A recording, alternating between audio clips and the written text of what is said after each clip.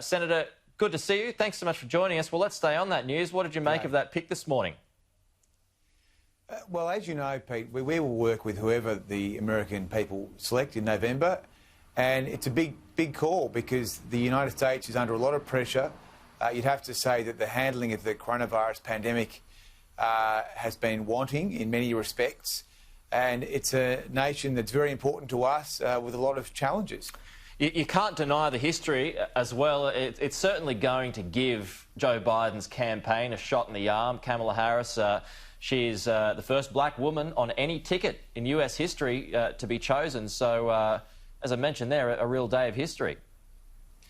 And I think one of the pieces of advice I would give, perhaps gratuitously, would be that I hope that the American people look for people that have demonstrated capacity to run governments, to run things effectively, because that is so important that the US is a strong nation.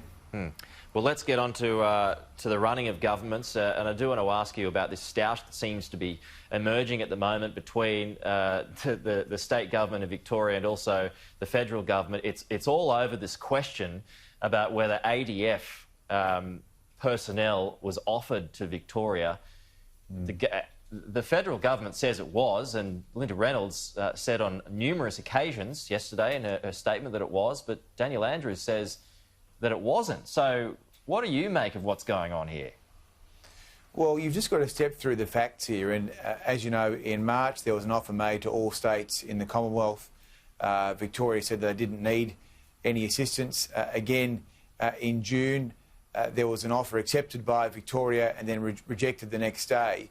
I mean, the hotel quarantine disaster has been contained to one jurisdiction in this country, and that has been in the state of Victoria. So, those are the facts, and I think that the judicial inquiry, the parliamentary inquiry, will hopefully help us get to a very clear landing, which is quite clear to me as an outsider. Well, I mean, I'm an outsider as well, and I'm looking at all the facts like you are as well, and it seems quite clear that ADF personnel was offered, because it was offered to New South Wales and it was offered to Queensland, so it stands to reason that it would be offered to Victoria as well, but it wasn't taken. So how does this help harmony, Senator? How does this help the harmony between the Victorian state government and the federal government? Because, you know, up until now, Scott Morrison had been trying to keep things on a kind of even keel, but this doesn't help.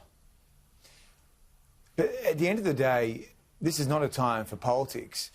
It is a time for ensuring that we get Victoria back on its feet. But we also have to tell the people the truth. And there are a lot of people that are very angry in Victoria that their state is in such a mess, whereas other states are not.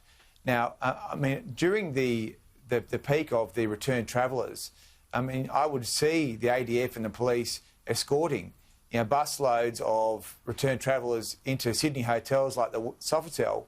So it was quite a high-profile part of how we were dealing with the pandemic here in Australia. So it's just not true to say that these offers were secret or under the table or weren't widely profiled. Just on to aged care, it's another day, another headline that comes out of Victoria.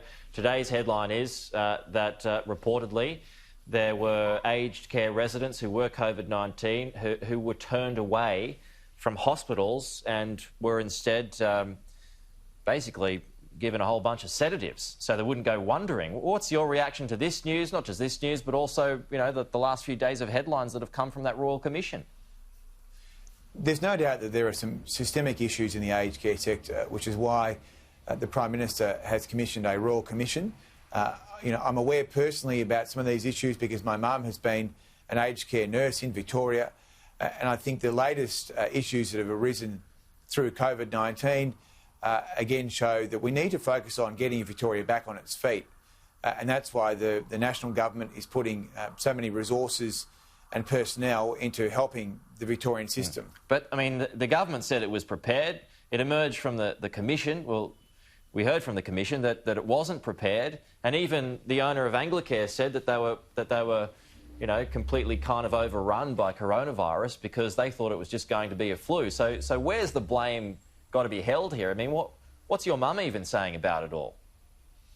Well, I mean, the first point is that the issues that we're seeing in Victoria stem from the breaches in hotel quarantine. I mean, these issues have emerged in other jurisdictions like New South Wales with Newmarch, but they were contained. So this rolling problem in Victoria is a Victorian problem, and I think that's what is obvious to most people. So yeah, but there's still an element of unpreparedness, because you saw what happened at Newmarch, you saw what happened in Sydney, and yet it's happened again in Melbourne, and it's even gotten worse.